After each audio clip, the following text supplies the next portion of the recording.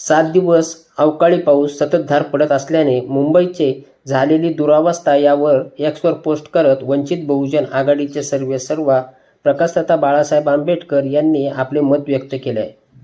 काल मुंबईमध्ये ठिकठिकाणी साचलेले पाणी आणि नुकतंच उद्घाटन झालेल्या मेट्रोची दुरावस्था यावर पोस्ट करत प्रकाश आंबेडकर म्हणतात, बृहन्मुंबई महानगरपालिकेने गेल्या 10 वर्षांमध्ये 2.29 लाख कोटी रुपये वाटप केलेले आहे. BMCच्या 2025-26चा अर्थसंकल्प इतिहासातील सर्वाधिक म्हणजे 74,427 कोटी रुपये आहे. हे सर्व पैसे आणि तरीही मुंबई पाण्याखाली आहे.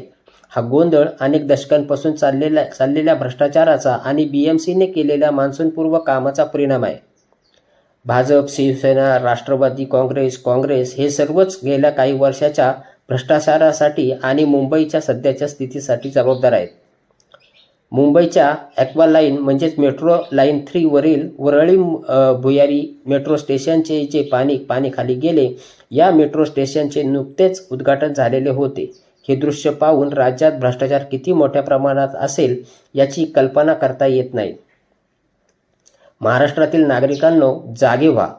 लुटारू भाजप, शिवसेना, राष्ट्रवादी काँग्रेस यांना सत्तेतून हाकलून लावा, असं आवाहन वंचित बहुजन आघाडीचे राष्ट्रीय अध्यक्ष प्रकाशदादा बाळासाहेब आंबेडकर यांनी जनतेला केलेले आहे.